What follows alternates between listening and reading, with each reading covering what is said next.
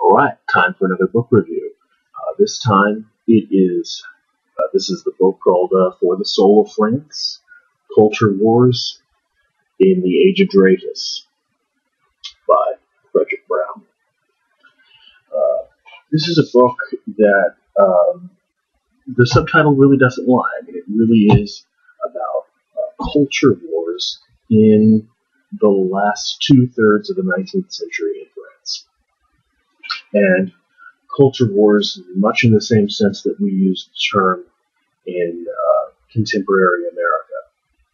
Battles between religion, modernity, the state, liberal parliamentarism versus monarchy. Sort of all of these ideas are at odds with one another through this book.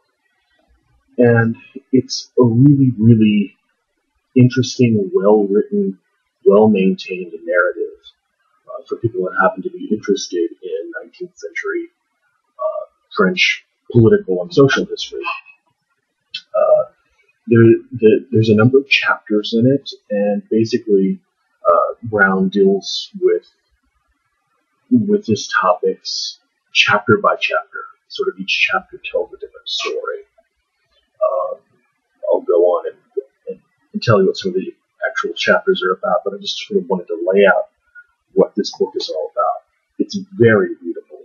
He doesn't assume a lot of knowledge on part of the reader about 19th century French history at all, 19th century politics, or anything like that.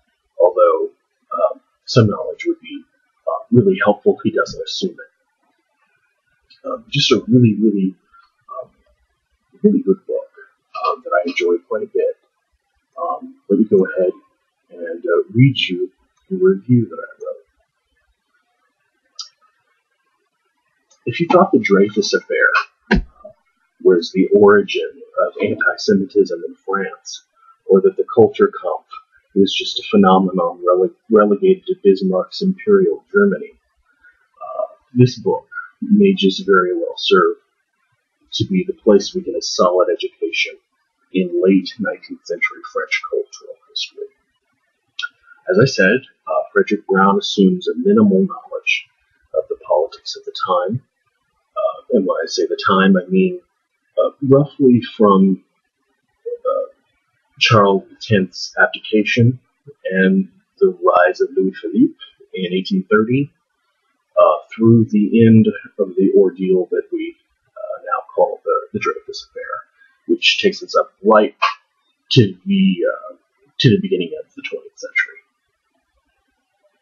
So you don't have to really know what the First Empire, and Second Republic, and Third Empire, and all of that stuff is. You don't need to know it, but it might be nice supplementary knowledge to have. But he does provide a useful chronology at the beginning of the book, and has just enough political background to keep the narrative clear and engaging and compelling.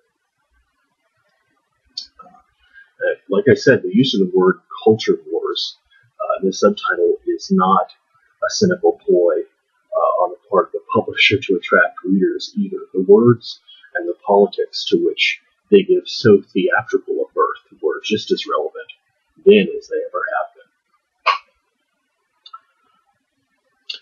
been. The tug of war between Catholicism and the allied forces of modernity, science, and secularism, sandwiched between the times, as I said, of Louis Philippe and Napoleon III, are really what dominate the book at its heart.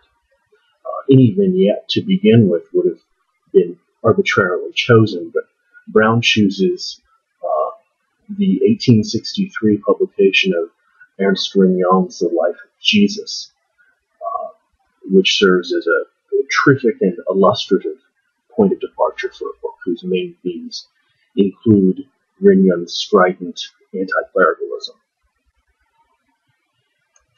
Brown also includes a couple of stories that are unfortunately little known in the United States, but that give hints of the growing violence and tension and dynamism that's to become. He talks about the Union Generale, an investment syndicate launched by aristocratic pro-Catholic associates that went on to build railroads all over Europe. Due to rampant speculation and financial impropriety on the part of the man who ran the operation, it suffered a tremendous failure, which is also known as the Paris-Bourse crash, which occurred in January of 1882. I guess not surprisingly, considering the events to come, like the Dreyfus affair, the first people to be blamed were French Jews. We get detailed chapters of the building of the Panama Canal, which is fascinating as he tells it, and the 1897 fire at the Charity Bazaar as well, another sadly little-known event in French history. But the heart of the book is a 55-page long chapter on perhaps the one event, or rather a long, complex series of events that should be familiar to most Americans, which we know is the Dreyfus affair. Woven together, these stories provide one of the few tapestries that really are essential for understanding French history of this period.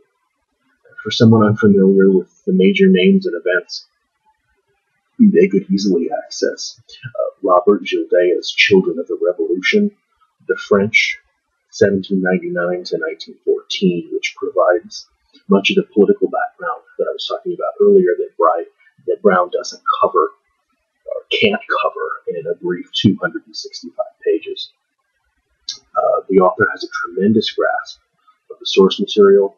I highly recommend this to readers looking for a great bridge between popular and more formal academic history regarding this period.